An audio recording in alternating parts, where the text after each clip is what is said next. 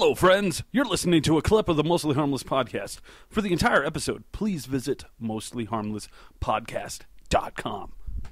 When did you learn how to play guitar? Why? Shit, I'm learning now, man. I'm always learning. Why you gotta be a pain in the ass? Answer my damn questions. Don't be a pain in the ass. When did I start learning? Yeah. Why did you start learning? Why did I start learning? Believe it or not, it's actually kind of a funny story. My brother Brad Kellum, man, fucking homeboy. He's older than me. He's like, about 3.5 years older than I am, and he started playing acoustic guitar, and he got an acoustic guitar, and I figured, well, shit, he's my older brother. If he's gonna get a guitar, I'm gonna learn how to play guitar. And he started playing guitar, and I just weirdly happened to get better than him. Just like over a summer, I just happened to exceed more than him. And there was a time where he was playing guitar, and I didn't show him how good I was at all, kind of kept to myself. And he was playing a lick, and I was like, oh, is this what you're trying to play? And I totally just did it and embarrassed him. And then he decided to stop playing guitar and start exercising and looking good, and became like an Abercrombie model. And I kept being fat and playing guitar. That's pretty much it. He just gave up on guitar immediately. Can I just point out that's a story I've never heard you tell? Yeah, that's how I started playing guitar. I've heard you repeat a ton of stories because I've known you forever, but I've never heard you tell that. Yeah, that's how I started playing guitar. I wanted to be like my brother, and I outbeat my brother. And he decided, since he can't beat me in guitar, he was just going to be a super athlete. Well, to be fair, he's a fucking great human being. He's a super dude. Paul knows. Brad to be fair, awesome. yes, he's a homie, dude. He can out-athlete and out-model just about anyone I've ever met. Dude, he's 6'3", cut. He's a good-looking dude. And if you put us together, he's a sharp guy. If you see a big guy, he's super cool. He's really great. And if you see him and then see me, you're like, no connection. And then weirdly, if you put our faces together, you're like, oh my god, you guys are brothers. You know what I mean? It's one of those things. It's super totally cool dude, but no. And also he he was when he was in college and I was in high school, and when he was in late high school and I was in middle school and I was getting into punk rock and he was into sports and stuff, he'd pick on me older brother shit about punk rock, and that was the first time I was able to stand my ground and be like, you know what, man, you're wrong. Punk rock is awesome, and you're fucking stupid, And then, later on when he went to college, he was like, do you like David Bowie? And I was like, dude, you used to make fun of me that I like David Bowie, you know what I mean? And then I turned him on to this stuff, and now we're now we get together, on all levels. But, yeah, man, he's my inspiration, a motherfucker, to play all sorts of music and to do everything better than anybody else has ever done. Nice. Love that dude. What were those first things in your punk rock fold? That first... First music? Yeah, those first punk rock bands. Or first bands, period. Who cares if they're punk rock or not? For me, personally, man. What were you copying when you're playing guitar? Well, dude, being from Oklahoma, and being younger, you know what I mean? Yeah. Paul was able to, see a lot of cooler shit than I am. And because he's old. Yeah, his questions are going to be definitely a lot cooler than mine. But, being from, and from moving around a lot, I'm going to tell something honest. I'm going to tell you something that I don't tell people. I'm 25, so when I was in the 5th grade, you know who the most popular band in the world was? TLC. Yeah, no, it was Korn. Oh, I liked Korn. And Limp Bizkit, right? Yeah. And I would hear this shit Orgy or and Rammstein. It was bullshit, right? And I would hear it, and Orgy? Oh, they were huge, dude. Family Values Tour, they were huge. Did they have where any did you song grow up? other than the that Blue cover? Monday No, cover? that's all they had, the Blue Monday, yeah. Okay. That's all they had. Yeah. Where did you grow up? Well, technically, Wichita Falls, right? No, I lived there for 3 years.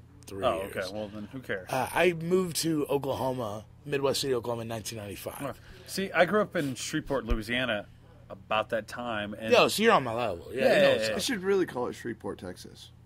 Yeah, exactly. Yeah, when people ask me, they're like, "Oh, so why didn't you go to New Orleans?" I'm like, "Because I grew up in Texas." They're like, "No, you grew up in Louisiana." I grew up in a town that wanted to be Dallas so bad that it's anyway. But all the radio stations they played. Yeah, and Korn, that was the most easiest, most accessible thing, and it was aggressive, and it was okay at the time, and I remember having it and listening to it and never really connecting with it. Right. And then somehow I had a friend just give me a CD. Out of nowhere, a friend older brother gave me a CD, and there was this Operation Ivy song on there, and there was some Less Than Jake stuff on there, and and it just fucking totally hooked me. And weirdly enough, last thing I'm going to say about any of this, weirdly enough, funny story, I think I've told you this once before. We're on Paper and Plastic, this record label, and Vinny from Less Than Jake, the drummer, runs the whole deal. And when I was in the 3rd grade, when I was at Barnes Elementary School, which actually turned into a fucking... Barnes and Nobles. No, right? Strangely. It turned into a strip mall. They closed down an elementary school to start a strip mall. Wow, that's where I went to middle school, or elementary school. And I was really into music at the time, and just all music. And I had a bunch of movie soundtracks. I was into music. Yeah, I was a total kid, and I just loved it. I loved music, everything.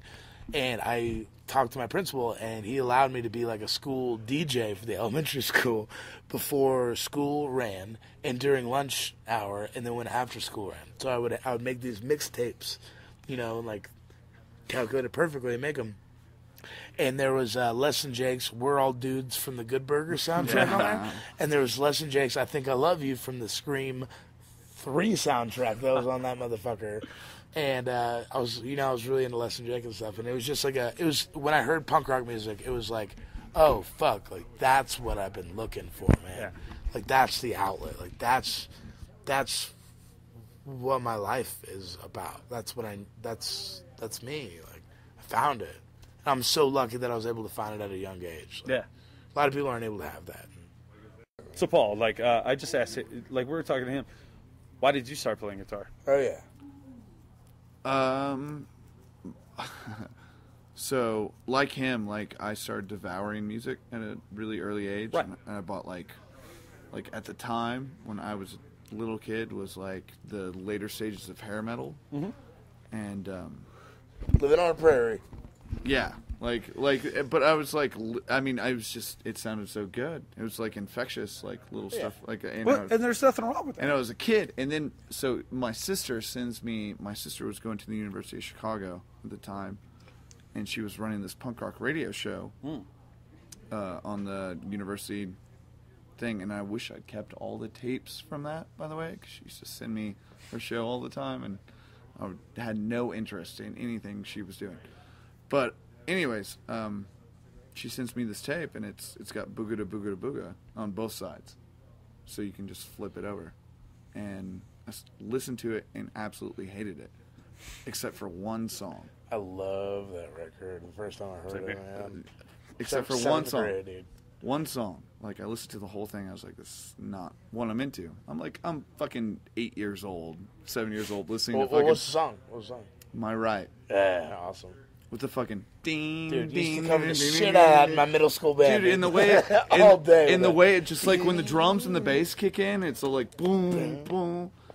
My right to say what I want and think the way I want to think. Fucking, I don't know, but rebellious side of Paul Pendley at that age, hearing that song, I love that song, but I didn't really like the record. And 6 months later or whatever, I put it in one night, fucking loved it, and from that point on, it was Black Flag, Dead Kennedys, fucking Screeching Weasel. Bad Brains, motherfucker. Bad Brains was later. Misfits, like a motherfucker. Oh, yeah, Misfits. And then, also, I started getting into The Cure and the Pixies and, all these other, indie things. Pretty much anything my sisters would give me, I would devour if I liked it. And, yeah, and that's when I got a guitar. I asked for it on my birthday, and my mom, who didn't have much money, went to some piece of shit pawn shop and got me literally the most off-name guitar I've ever seen in my life. I've never seen another one. It was called an Applause. It was a Stratocaster ripoff. It was intonated badly. Did not stay in tune. And I got a little practice amp, and yeah, that's all I wanted to do. I wanted to play guitar in a band. I wanted to make a song like My Right. It's basically what it boils down to. Something so simple and powerful. Just bam. That's what punk rock's all about, right? Yeah. Manipulating silence and expressing yourself in a fucking positive or negative manner, whatever. That's kind of what it's all about. It's so easy and so complicated at the same time. Right? You know? Yeah. It's fucking crazy.